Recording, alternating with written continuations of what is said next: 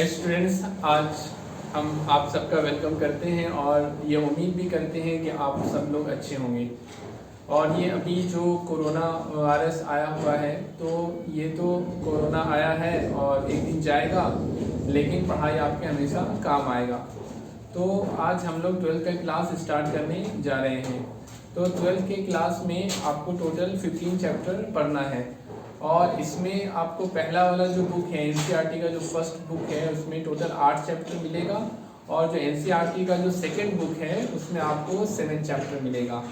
तो आप यहाँ पर देख सकते हैं कि फर्स्ट बुक में यानी एनसीईआरटी का जो फर्स्ट बुक है उसमें जो 8 चैप्टर है उसमें पहला चैप्टर आपको पढ़ना है इलेक्ट्रिक चार्जेस एंड फील्ड्स पढ़ना है और सेकेंड चैप्टर में इलेक्ट्रोस्टैटिक्स पोटेंशियल एंड कैपेसिटेंस है।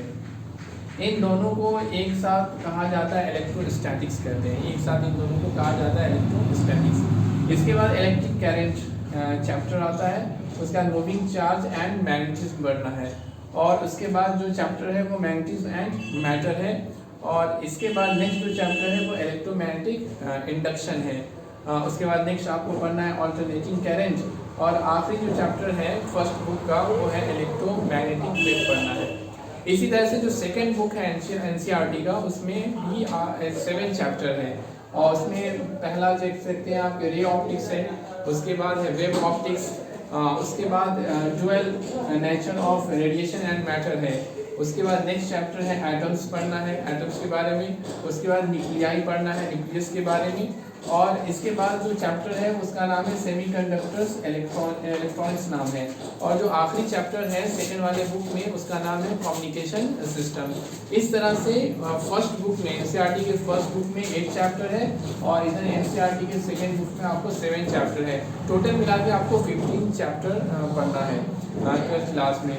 अब जो बिहार बोर्ड का जो एग्ज़ाम होता है उसमें जो क्वेश्चंस आते हैं तो क्वेश्चन के बारे में आपको बताते हैं। तो क्वेश्चन आपको ऑब्जेक्टिव आता है, 2 मार्क्स का क्वेश्चन आता है और 5 मार्क्स का क्वेश्चन आता है। टोटल आपका 100 मार्क्स का एग्जाम होगा, टोटल एग्जाम होगा 100 का, उसमें आपका 30 मार्क्स होगा प्रैक्टिकल एग्जाम और 70 मार्क्स होगा आपका थ्योरी का एग्जाम होता है। तो 70 मार्क्स में आपका जो ऑब्जेक्टिव क्वेश्चन होता है तो टोटल ऑब्जेक्टिव क्वेश्चन जो होता है वो आपको 70 ऑब्जेक्टिव क्वेश्चन होता है, 70 ऑब्जेक्टिव क्वेश्चन होता है और उसमें से आपको 35 बनाना होता है। 35 अगर आप बनाते हैं तो आपको 35 नंबर्स मिल जाएंगे।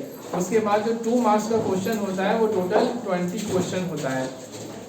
20 क्वेश्चन में से सिर्फ आपको 10 क्वेश्चन बनाना होता है और इस तरह से अगर आप 10 क्वेश्चन सही बनाते हैं तो हर क्वेश्चन 2 मार्क्स का होता है, तो 10 टू 20 मार्क्स यहाँ से आपको मिलेगा। इस तरह से जो 5 मार्क्स का जो क्वेश्चन होता है वो टोटल आपका 6 क्वेश्चन पूछा जाता है।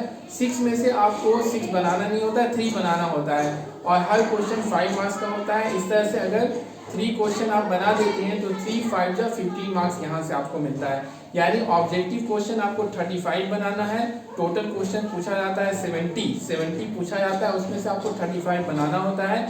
उस तरह से आपको 2 मार्क्स का जो क्वेश्चन होता है वो टोटल क्वेश्चन आता है 20 में से आपको सिर्फ बनाना होता है 10 क्वेश्चन और उसके बाद आपका जो 5 मार्क्स का क्वेश्चन होगा वो टोटल 6 क्वेश्चन होगा, 6 में से आपको सिर्फ 3 क्वेश्चन बनाना होता है। इस तरह से आपको ऑब्जेक्टिव का 35 मार्क्स हो गया और 2 क्वेश्चंस का आपका 20 मार्क्स हो गया और 5 क्वेश्चन का होगा 15 मार्क्स, सबको आप ऐड करेंगे तो 70 मार्क्स का एग्जाम होगा आपका।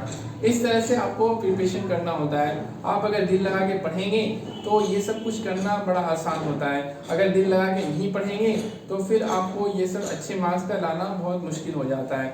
तो हम लोग ये इसको स्टार्ट करेंगे, है ना, इसके आगे हम लोग स्टार्ट करेंगे, अगला चैप्टर स्टार्ट करेंगे।